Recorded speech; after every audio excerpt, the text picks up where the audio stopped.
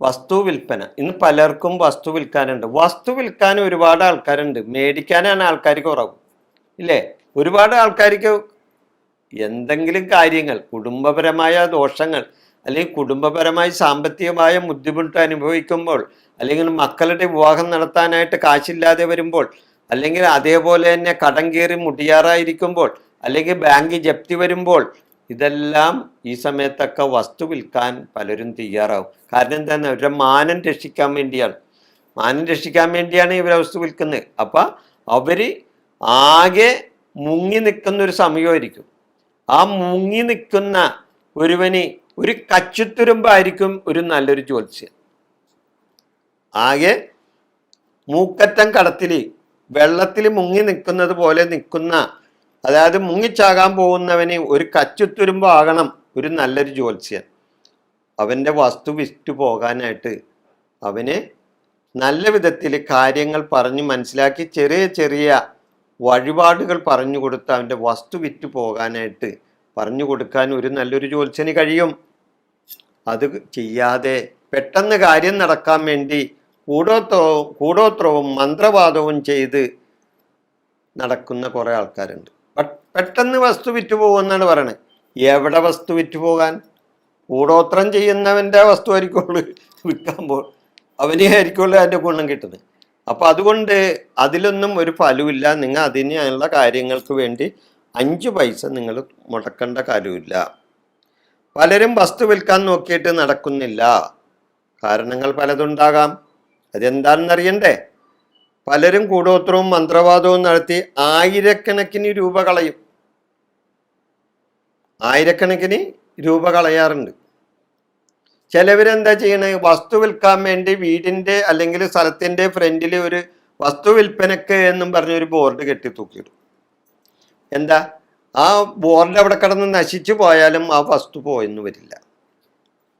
ചിലവര് എന്താ ചെയ്യണത്? ചിലവര് കൂടോത്രവും മന്ത്രവാദവും ചെയ്ത് കുറെ ഏലസോ അല്ലെങ്കിൽ തകിടൊക്കെ മേടിച്ച് ചില ജ്യോത്സ്യന്മാരും അതേപോലെയുള്ള ചില മന്ത്രവാദികളും കൂടോത്രക്കാരൊക്കെ തരും.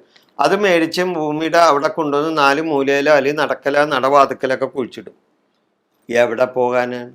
ഒരു ഭൂമിയും വിറ്റ് പോകലുണ്ടാവില്ല. ചില ആൾക്കാരുണ്ട്, മണ്ണ് പൂജിച്ച് മേടിച്ചു കൊണ്ടുവന്ന് ഇടാൻ പറയും. മണ്ണ് പൂജിച്ചൊക്കെ കൊടുക്കും, അല്ലെങ്കിൽ മന്ത്രിച്ചു കൊടുക്കും മണ്ണ്. എന്നിട്ടാ ആ ഭൂമിയും അവിടെ തന്നെ കിടക്കും, ഒരു കുഴപ്പമില്ല, വിറ്റു പോകലില്ല. അപ്പൊ അനുകൂലമാണെങ്കിൽ, എന്തനുകൂലമാണെങ്കിൽ ഈ ഭൂമി വിറ്റു പോകും? ഈ ഭൂമി നമുക്ക് അനുകൂലമാണെങ്കിൽ ആ ഭൂമി പെട്ടെന്ന് വിറ്റു പോകില്ല നമ്മുടെ കയ്യിൽ നിന്ന്, ഇല്ലേ? ഭൂമി നമ്മ തട്ടിച്ചും പറ്റിച്ചും ആൾക്കാരെ ഇങ്ങനെ പറ്റിച്ചൊക്കെ മേടിച്ചേക്കണ, ആൾക്കാരെ കെണി വെച്ച് മേടിച്ചേക്കണ വസ്തുവാണെങ്കിൽ ചിലപ്പോൾ പെട്ടെന്ന് പോകും. എന്നാൽ ദൈവാനുഗ്രഹത്താൽ നിങ്ങൾക്ക് നിങ്ങളുടെ കയ്യിൽ വന്നു ചേർന്ന ഭൂമിയാണെങ്കിൽ ആ ഭൂമി പെട്ടെന്ന് വിറ്റ് പോകാൻ സാധ്യത കുറവാണ്. അതാണ് ഭൂമി വിൽക്കുമ്പോൾ മെയിനായിട്ട് തടസ്സം വരുന്നത്. കാരണം ഭൂമി നിങ്ങൾക്ക് അനുകൂലമായി നിൽക്കണേയിരിക്കും. ഒരു ഭൂമി പ്രശ്നം വെച്ച് നോക്കുമ്പോൾ ആ ഭൂമി നിങ്ങൾക്ക് അനുകൂലമായി നിൽക്കുകയാണെങ്കിൽ തീർച്ചയായിട്ടും പെട്ടെന്ന് ആ ഭൂമി നിങ്ങളുടെ കയ്യിൽ നിന്ന് പോകില്ല. ഭൂമിക്ക് കാരകത്വമുള്ള ഒരു ദേവനുണ്ട്. ആ ദേവൻ നിങ്ങൾക്ക് അനുകൂലമാണെങ്കിലാ പോകില്ല.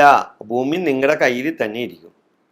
എന്നാൽ ഭൂമി വിൽക്കാതെ നിങ്ങൾക്ക് 1 ഇഞ്ച് മുന്നോട്ട് പോകാൻ പറ്റാത്തൊരവസ്ഥയാണെങ്കിലാ അതിനെ ആ ദേവനെ പ്രസാദിപ്പിച്ച് പ്രതികൂലമാക്കി മാറ്റണം.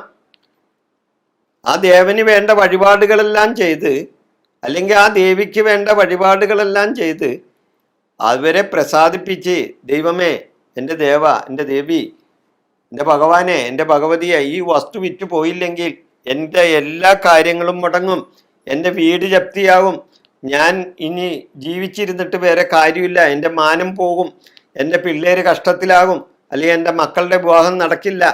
ഇങ്ങനെയുള്ള കാര്യങ്ങളെല്ലാം ഭഗവാന്റെ മുമ്പിൽ ആ വഴിപാട് സമർപ്പിച്ച് പ്രാർത്ഥിച്ചാൽ തീർച്ചയായിട്ടും നിങ്ങൾക്ക് ഭഗവാനിൽ നിന്നും അനുകൂലമായ, നിങ്ങൾ ദൈവവിശ്വാസി ആയിരിക്കണം കേട്ടോ, അല്ലാതെ അർദ്ധവിശ്വാസിയായി പോയി ചെയ്തിട്ടൊരു കാര്യമൊന്നുമില്ല. അങ്ങനെ ചെയ്താൽ ഭൂമി പ്രശ്നം വെച്ച് നോക്കി ഭൂമി നിങ്ങൾക്ക് അനുകൂലമോ പ്രതികൂലമോ ആണെങ്കിൽ അല്ലെങ്കിൽ അനുകൂലമാണെങ്കിൽ പ്രതികൂലമാക്കി മാറ്റി അത് ചെയ്താൽ വളരെ പെട്ടെന്ന് തന്നെ നിങ്ങളുടെ ഭൂമി വിറ്റുപോകും.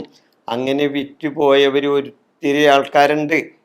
അവർക്ക് ഇതിൽ നിന്ന് അനുഭവങ്ങൾ ഉണ്ടായിട്ടുണ്ട്. പക്ഷേ പറയുന്ന കാര്യങ്ങൾ കൃത്യമായി പാലിച്ച് മുന്നോട്ട് പോകണം, എന്നാലും മാത്രമേ ഉള്ളൂ.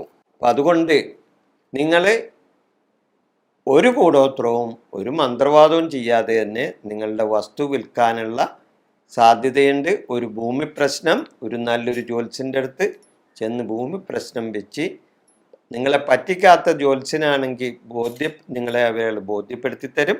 ആ ജ്യോത്സ്യം പറയുന്ന കാര്യങ്ങൾ ചെയ്താൽ തീർച്ചയായിട്ടും നിങ്ങളുടെ ഭൂമി വിറ്റും.